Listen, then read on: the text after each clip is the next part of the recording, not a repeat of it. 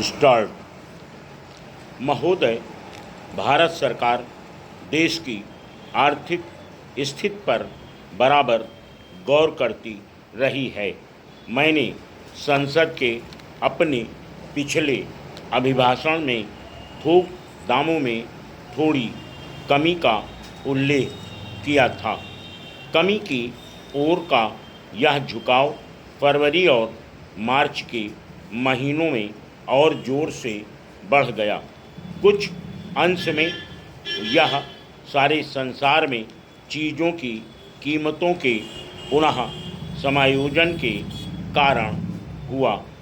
जो कमी 1950 में शुरू हुई थी, वह कोरिया में युद्ध आरंभ हो जाने के कारण कुछ रुक सी गई थी।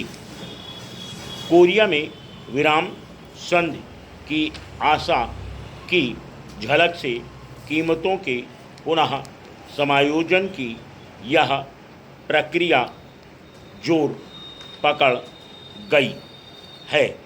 देश में अधिक उत्पादन होने से और उपभोक्ताओं द्वारा ऊंची कीमतों पर अधिकाधिक विरोध किए जाने से इस पुनः समायोजन के झुकाव को और भी बल मिला है। रुपए और साख संबंधी सरकारी नीति ने भी जो मुद्रास्फीति रोकने के विचार से आरंभ की गई थी, दामों को गिराने में सहायता की है।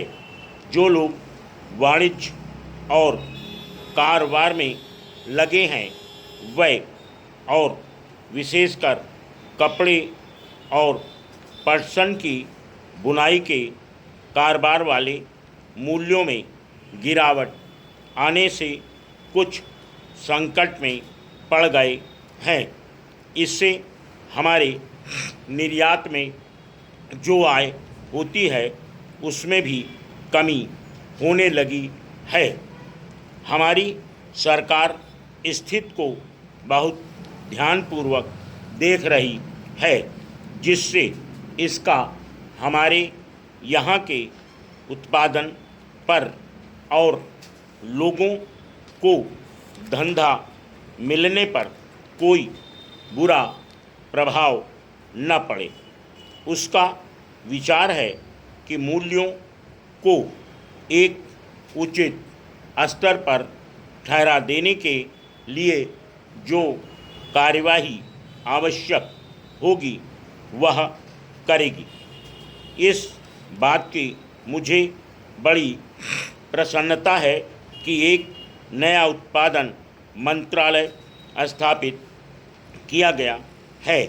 सरकार के कारखानों के उत्पादन का बड़ा महत्व है और इस काम के लिए एक नए मंत्रालय की स्थापना किए जाने से स्पष्ट है कि इस ओर विशेष ध्यान दिया जाएगा।